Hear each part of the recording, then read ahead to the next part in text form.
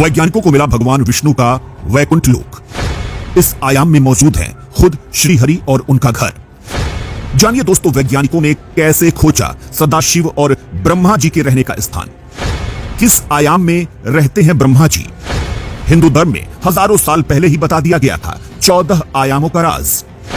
आज वैज्ञानिकों ने भी लगाई सनातन धर्म की इस बात पर मुहर। दोस्तों, हम जिस दुनिया में रहते हैं वो 3D यानी 3 आयामी है। लेकिन दोस्तों, क्या आपने कभी सोचा है कि जिस जगह पर भगवान विष्णु यानी वैकुंठ लोक में दुनिया कैसी होगी और ब्रह्मा, विष्णु और महेश किस आयाम में रहते हैं? दोस्तों, आज वैज्ञानिकों का कहना है कि ब्रह्मांड में कुल 11 या फिर उससे भी ज्यादा आयाम मौजूद हैं। लेकिन हमारे धर्म ग्रंथों में हजारों साल पहले ही बताया जा चुका है कि कुल 64 आयाम होते हैं और ब्रह्मा, विष्णु और महेश इन्हीं अलग अलग आयाम में रहते हैं। दोस्तों, हमारे धर्म ग्रंथों में जिसे वैकुंठ कहा गया है या फिर जिसे ब्रह्मलोक कहा गया है, उसे विज्ञान की भाषा में आयाम कहते हैं। दोस्तों, एक तरह से कहा जाए तो इन नामों में भौतिकी के नियम हमारी दुनिया से बिल्कुल अलग तरह से चलते हैं। और दोस्तों, ये दुनिया इतनी ज्यादा रहस्यमयी होती है जिसकी कल्पना कर पाना भी मुश्किल है। लेकिन दोस्तों, बात आती है कि भगवान श्री हरि यानी परम विष्णु, महादेव और ब्रह्मा जी कहाँ रहते हैं?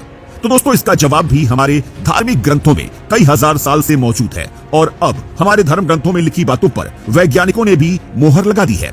दोस्तों, हमारे ग्रंथों में बताया गया है कि भूलोक, भुवलोक और स्वहलोक ये 3 तीसरे आयाम में मौजूद है और समय यानी टाइम 4थे आयाम में मौजूद है और वहां की हर चीज हमारी दुनिया से बिल्कुल अलग है।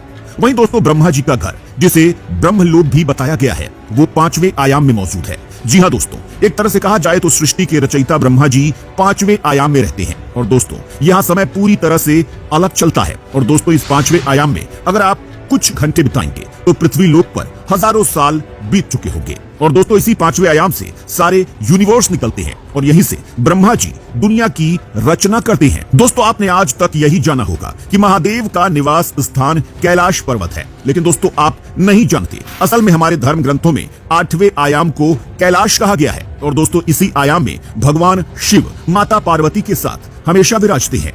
दोस्तों, ये आयाम बहुत ज्यादा रहस्यों से भरा हुआ है और दोस्तों, इस आयाम में रहने की क्षमता उन्हीं तपस्वियों को हासिल होती है जो सालों तक भगवान शिव की तरह ही कठिन साधना करते हैं और जिन्हें मोक्ष की प्राप्ति हो जाती है। वही साधु इस आयाम में जाकर महादेव के साथ हमेशा हमेशा के लिए निवास करते हैं। दोस्तों, अब बात करते हैं वैकुंठ लोक की, जहां पर महाविष्णु रहते हैं।